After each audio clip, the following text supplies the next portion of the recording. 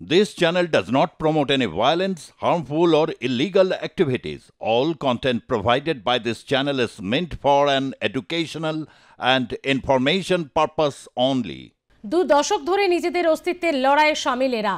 Court মান্যতা দিলেও সমাজ এখনো ওদের বাঁকা নজরে দেখে। কিন্তু সমস্ত প্রতিকূলতাকে প্রতিনিয়ত পরাস্ত করে চলেছে এদের জীবনধারা। এক অন্য লড়াইয়ের গল্প আর প্লাস নিউজে। কেউ অধ্যক্ষা, কেউ আইনজীবী, কেউ বা শিক্ষিকা, কেউ আবার ডাক্তার। বাঁকা চোখে নজর এড়িয়ে জীবনের সফলতার শীর্ষে পৌঁছেছেন একাধিক রূপান্তরকামী। জন্মগতভাবে এরা কেউই নারী নয়, কিন্তু নিজেদের অন্তরে নারী সত্তাকে ধীরে ধীরে বহিঃপ্রকাশের মাধ্যমে নারী হয়ে উঠেছেন এরা। আর এই নারী হয়ে ওঠার পিছনে রয়েছে কঠিন লড়াই। হতে হয়েছে একাধিক বাধার সম্মুখীন, আপন হয়েছে পর, কিন্তু কোনো বাধাই এদের চলার পথে বেরি হতে পারেনি। মেঘ সায়ন্তনী দেশের প্রথম ট্রান্সজেন্ডার আইনজীবী হয়েও তাকে দেখতে হয় বাঁকা ঠোঁটের হাসি। আমার ক্ষেত্রে এবং আমার মতো যারা হয়ে ওঠা নারী আমাদের মতো তাদের ক্ষেত্রে খুব গর্বের, বিকজ নারী দিবসটা আমার কাছে স্পেশালি খুব গর্বের। কারণ সাধারণ জন্মগত নারী এবং হয়ে ওঠা নারী দুটোর মধ্যে অনেক অনেক তফাৎ। তো সেই হয়ে ওঠা নারীর মধ্যে যে যুদ্ধটা সেটা করে আমি পেরিয়ে এসেছি। তো কিন্তু এখনো অবধি সমাজের ক্ষেত্রে অনেক অনেক জায়গায় আমাদের কিন্তু সেই তকমাটা এখনো অবধি যায়নি।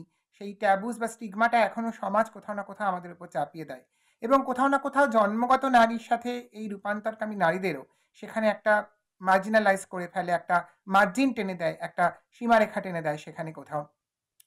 আমার মনে হয় যে আমরা প্রত্যেকেই যারা হয়ে ওঠা নারী এবং যারা জন্মগত নারী, সেক্ষেত্রে এই যে অর্জন করা অর্থাৎ যে হয়ে ওঠা নারীর যে যুদ্ধটা সেটা মানুষের জানা উচিত, এবং সমাজের ক্ষেত্রেও সেই জায়গাটা, সেই অনুভূতিটা থাকা উচিত, এবং সহানুভূতি নয়, সেই সমানুভূতির জায়গা থেকে আমাদের সেই জায়গাটা দেওয়া উচিত।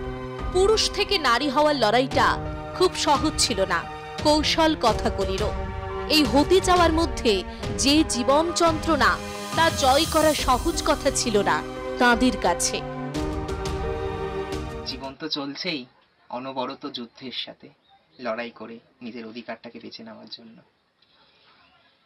আজ 8 থেকে 80 প্রায় সব মেয়েরাই উদযাপন শুরু করেছে বিশ্ব নারী দিবস নিয়ে। তাই আজ আমাদের একটা ছোট্ট জীবন কাহিনী নিয়ে আপনাদের কাছে তুলে ধরছি, যা আপনাদের জানা অবশ্যই দরকার। আমরা যখন পুরুষকে বিবেচনা করি বা মনুষ্যত্বকে বিবেচনা করি, তখন আমরা মনুষ্যত্বের জ্ঞান থাকলেই আমরা একটা মানুষকে বিবেচনা করি যে ইনি একজন পরিপূর্ণ মানুষ, এনার মধ্যে মনুষ্যত্ব জ্ঞান আছে। তাহলে নারীত্বর বিচার করার সময় তাহলে নারীত্বের কেন গুণ থাকলেই তা আমরা কেন বিচার করতে পারি না?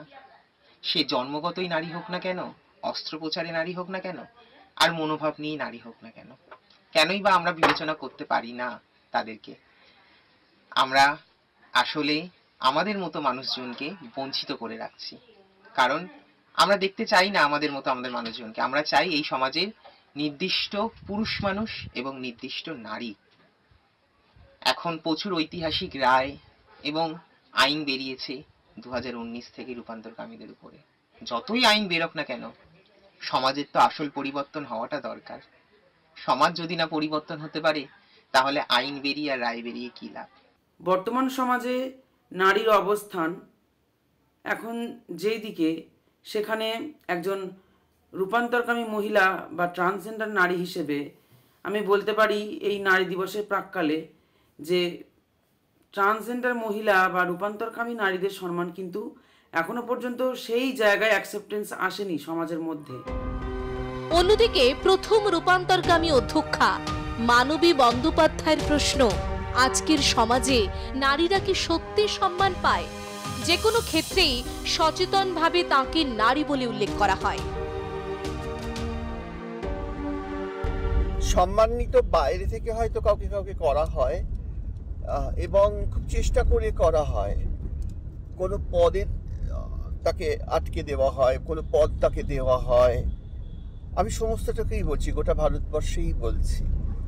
আজকে তো আমাদের সভ্যতা সচেতন হয়েছে, আমরা যখন দেখি, আমরা যখন বলি যে আমাদের প্রথম মহিলা রাষ্ট্রপ্রধান, রাষ্ট্রপতি, অর্থাৎ তার আগে কিন্তু মহিলা শব্দটা আমরা সচেতনভাবে উল্লেখ করে দিই। এই দেওয়ার মধ্যেই, এই সচেতন প্রয়াসের মধ্যেই তো আমাদের অবচেতনকে খুঁজে পাওয়া যায়, যে অবচেতন সমাজের কাছে ঘোষণা করে, দেখো নারীকে সম্মান করছি, দেখো নারীকে পাইয়ে দিচ্ছি। আমার নিজের মনে হয়েছে যে পাইয়ে দেওয়া সম্মানটা খুব একটা কাজের নয়, খুব একটা দরকারও নয়। সুতরাং পাইয়ে দেওয়া সম্মানের থেকে আমার অর্জিত সম্মান, যেটা আমার আত্মসম্মান, নিজেকে নিজের সম্মান করা, সেটা আমার কাছে মনে হয়েছে অনেক বেশি ভালো, অনেক বেশি গ্রহণীয়, আমার নিজের কাছে নিজের গ্রহণযোগ্যতা। নারী অর্থাৎ অর্ধেক আকাশ, সেই অর্ধেক আকাশের উপর নেমে আসে ঘাত প্রতিঘাত।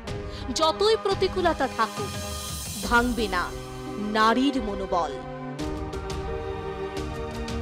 ব্যুরো রিপোর্ট, আর প্লাস নিউজ।